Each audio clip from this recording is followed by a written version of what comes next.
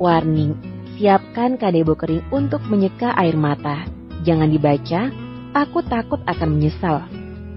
Suasana saat itu mendadak mencekam ketika kulihat sorot mata Kak Ray berubah murka. Tampak tangannya terkepal ketika menatap pemandangan di depan mata. Perasaan takut serta ngeri tiba-tiba menyelinap di hatiku. Apa yang akan Kak Ray lakukan selanjutnya? Mobil yang kutumpangi berada persis di depan mobil yang Kak Rena duduki. Lelaki itu menoleh kepadaku, lantas mengatakan sesuatu. "Bawa saja pulang." Aku mengangguk mengiyakan, tapi tidak langsung menurut akan apa yang Kak Ray katakan. Lelaki itu keluar dari mobil tanpa bicara apapun lagi. Rasanya aku tidak bisa meninggalkannya dalam kondisi emosi seperti ini. Tubuh tegap itu terus berjalan ke arah Kak Rena tanpa menoleh ke belakang. Dia bergerak tanpa suara, lalu mendorong pria bertopi yang sedang bicara dengan Kak Rena. Pria itu tersungkur di atas kap mobil dengan Kak Rena menjerit histeris. "Ray!" Kak Rena berteriak, tapi Kak Ray tak peduli. Lelaki terlihat marah dan langsung menghajar pria bertopi. Ketika pria itu terpelanting dengan darah segar merembes di hidungnya, Kak Ray menarik kerah kemejanya. Topi yang selalu membuat wajah itu terlihat kini terlepas dari kepalanya. Barulah aku tahu siapa sosok yang beberapa waktu lalu kutemui bersama Kak Rena. "Erlangga?" gumamku lirih. Mengapa Erlangga masih berhubungan dengan Kak Rena? Apa sebenarnya yang telah terjadi? Aku mendadak ketakutan, takut jika Kak Ray akan hilaf dengan menyakiti Kak Rena. "Ray, lepaskan dia!" Kak Rena memegangi tangan Kak Ray yang ingin menghantam wajah Erlangga. "Apa-apaan kamu, Ray? Jangan seperti orang urakan." Tubuh Erlangga diempaskan begitu saja. Wajah lelaki itu lebam dengan darah yang keluar dari sudut bibirnya. "Kau masih menemuinya? Apa yang kurang dariku sehingga kau masih bertemu dengannya lagi?" Kak Ray membentak Kak Rena di depan umum. Wajah Kak Rena begitu pasti dengan air mata berderai di pipinya. "Ini tidak seperti yang kau bayangkan. Aku dan Angga gak ada hubungan apa-apa." "Lalu mengapa kau tidak memberitahuku jika sudah kembali? Mengapa harus dia tahu?" Kak Ray benar-benar marah. Sorot matanya terlihat mengerikan. Mungkin dia sangat kecewa dengan apa yang Kak Rena lakukan. Kak Ray pasti telah lama menanti kedatangan Kak Rena, tapi dia malah bertemu dengan pria lain sebelum menemui dirinya sendiri. "Pulang!" Kak Ray menarik tangan Kak Rena kasar. Aku melihat Kak Rena kesulitan berjalan dengan hak tingginya karena tarikan lelaki itu teramat kuat. Tubuhku ikut gemetar menyaksikan pertengkaran Kak Ray dan Kak Rena. Apa yang akan lelaki itu lakukan terhadap Kak Rena? Sungguh, aku khawatir jika Kak Ray melakukan tindakan yang buruk terhadap kakakku. Kak Rena didorong masuk ke dalam mobil miliknya dan Kak Ray mengambil kursi kemudi. Mereka pergi menggunakan mobil Kak Rena dan meninggalkan Erlangga yang terkapar di parkiran. "Pak, buruan kejar mobil Kak Ray." Aku minta pada sopir untuk membuntuti mobil mereka. Perintah Kak Ray untuk segera pulang aku abaikan. Sesungguhnya aku takut jika Kak Ray menyakiti Kak Rena. Bagaimanapun, Kak Rena adalah kakakku. Terkadang orang yang sedang emosi akan melakukan tindakan yang di luar kendali. Mobil yang dikendarai Kak Ray berjalan ugal-ugalan, menyalip sana-sini, tak peduli akan mobil-mobil besar yang sedang melaju gesit di keramaian kota. Aku yakin Kak Rena sangat ketakutan di bawah kendali Kak Ray. Aku bisa membayangkan bagaimana mencekamnya situasi mereka di dalam mobil. "Buruan Pak, jangan sampai kehilangan jejaknya." Aku sekali lagi minta tolong sopir untuk mempercepat laju kendaraan kami. Meski tubuhku ikut gemetar, tapi aku tidak bisa membiarkan Kak Ray bertindak yang membuat Kak Rena celaka. Hingga mobil mereka masuk unit mewah yang dikelilingi pagar tinggi menjulang. Mobil Kak Ray masuk ke dalam gerbang rumah itu. Apakah ini rumah Kak Rena dan Kak Ray? Entahlah, aku tak mengerti banyak tentang kehidupan mereka. Kami turut masuk ke rumah besar itu setelah security mempersilahkan karena mengenali sopir yang mengendarai mobil yang kutumpangi. Di sana, kulihat Kak Ray menyeret Kak Rena dengan kasar hingga sepatu hak tinggi yang dikenakan Kak Rena terlepas dari teras rumahnya. Terdengar teriakan Kak Ray bersamaan tangisan Kak Rena di telingaku. Lelaki itu sangat mengerikan ketika marah. Firasatku semakin buruk. Takut jika akan terjadi hal buruk terhadap Kak Rena. "Pak, jagain Zoya. Aku masuk ke sana sebentar," pintaku kepada Pak sopir. Pria berusia sekitar 40 tahun itu mengangguk setuju. Dan tanpa banyak membuang waktu, aku bergegas masuk memeriksa kondisi Kak Ray dan Kak Rena. Mungkin ini bukan urusanku, namun aku benar-benar takut ada kejadian buruk setelah pertengkaran mereka. Buru-buru aku melangkah dengan setengah berlari, menajamkan telinga akan bentakan Kak Ray yang terdengar menggelegar. Memekakkan telinga. Setidaknya, aku akan berusaha melerai mereka agar tidak terjadi hal-hal yang tidak diinginkan. Menaiki satu persatu anak tangga, akhirnya aku sampai sebuah ruangan yang sengaja dibiarkan setengah terbuka. Aku yakin jika itu adalah kamar utama yang ditempati Kak Ray dan Kak Rena. Apalagi jelas terdengar suara mereka sedang bertengkar. "Aku sudah mempercayaimu, membiarkanmu mengurus perusahaan sesuai permintaanmu. Lalu apa yang sudah kamu lakukan di belakangku?" Aku mengintip dulu, memastikan semuanya baik-baik saja. "Ray, aku hanya bertemu dengannya, bukan berselingkuh. Ada hal penting yang sedang kami bicarakan." Hal penting? Hal penting apa? Hah? Apa yang bisa kau bincangkan padanya, tapi tidak bisa kau bincangkan padaku? Apa? Kulihat Kak Ray menghantam tembok yang ada di samping Kak Rena. Lelaki itu mengungkung tubuh Kak Rena, dan ku yakin tatapannya begitu tajam menghujam kepada kakakku. "Dia membantuku menyiapkan kejutan untukmu di ulang tahunmu." Sekali lagi aku melihat Kak Ray menghantam dinding itu dengan telapak tangan, hingga tangan kekar itu bersimbah darah. Kak Rena gemetar dengan memejamkan mata, pasti dia sangat ketakutan. "Alasan apa lagi yang kau buat, Rena? Aku akan menerima apapun yang kau berikan, tanpa campur tangan laki lain." Tangan Kak Ray mencekal dagu Kak Rena, membuat perempuan itu menengadah menatapnya. "Kau menolakku saat bulan madu. Aku masih bisa terima. Aku masih bersabar agar kau nyaman denganku. Dengan pernikahan ini, karena aku mencintaimu. Aku terus mencintaimu. Aku menerima semua yang ada pada dirimu, meski aku tahu kau sudah pernah tidur dengan laki lain sebelumnya." Kak Rena terus menangis dalam cekalan tangan kekar itu. "Ray, aku masih trauma saat itu. Kau pasti mengerti alasanku." "Tapi tidak dengar sekarang." Sesaat Kak Ray mengucapkan hal itu, aku melihat dia secara paksa mencium Kak Rena. Kedua tangan mereka saling terpaut dan mencengkram. Ciuman itu begitu kasar. Tapi aku mengerti, Kak Ray sangat menginginkan itu. Aku baru tahu jika mereka selama ini belum melakukan hubungan suami istri. Aku yakin jika hasrat menggebu seorang laki-laki tidak bisa dibendung terlalu lama. Bataku memejam dengan tubuh berbalik, bersembunyi di balik dinding. Hatiku rasanya terbakar, begitu sesak hingga kesulitan bernapas. Seharusnya aku tahu, jika sebagai pasangan suami istri, melakukan hal itu adalah rutinitas. Akan tapi mengapa begitu menyakitkan ketika melihat dengan mata kepala sendiri? Bodohnya, aku yang mengira Kak Ray akan mencelakai Kak Rena karena terpengaruh emosi. Aku terlupa jika sebagai pasangan suami istri, apabila masalah tak bisa diselesaikan dengan perkataan, maka akan tuntaskan di atas ranjang.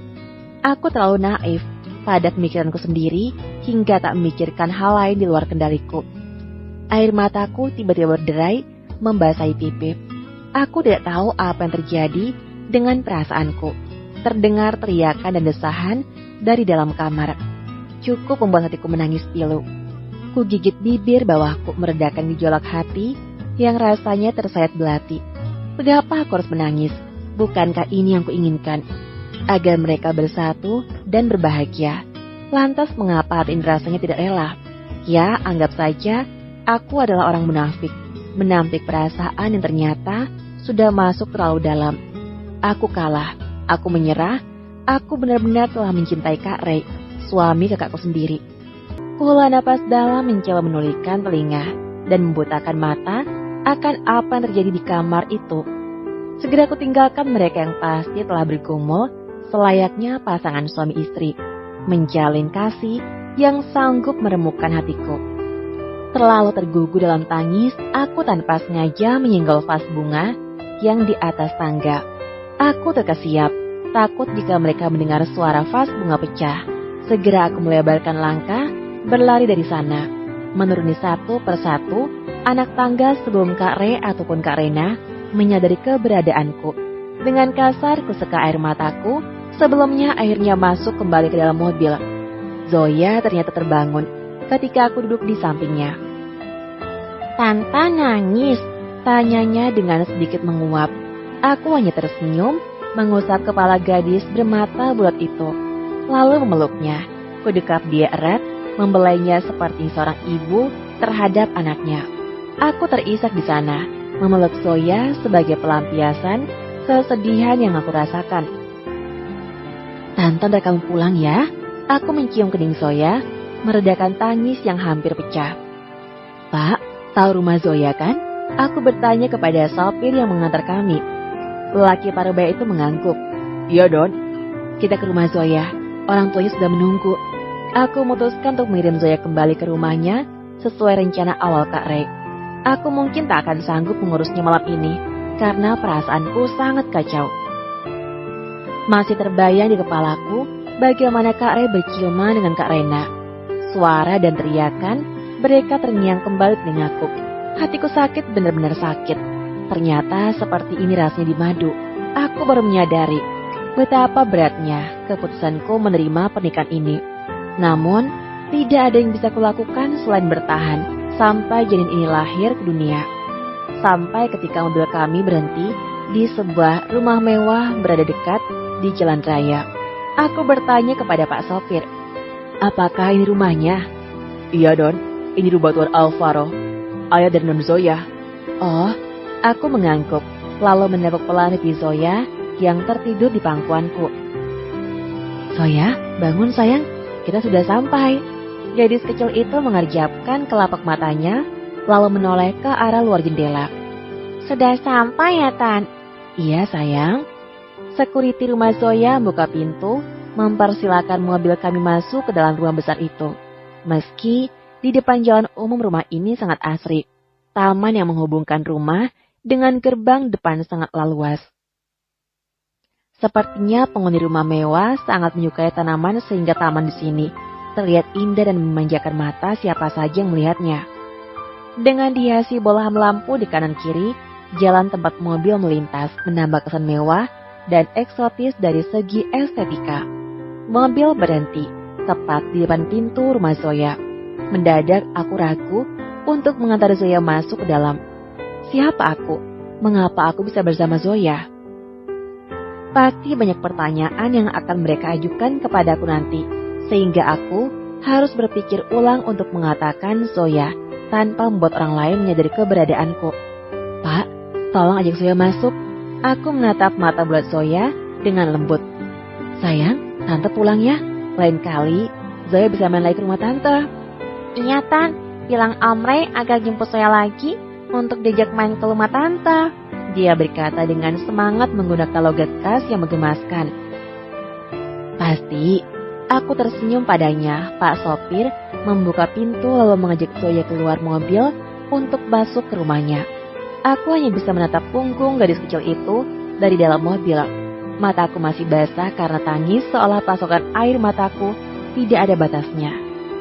Sudah 1 minggu lamanya setelah malam itu, Kak Re tak lagi datang menemuiku. Tidak ada telepon ataupun mengirim pesan yang dilakukan olehnya untuk sekedar menanyakan kabarku. Lelaki itu seolah menghilang dari kehidupanku.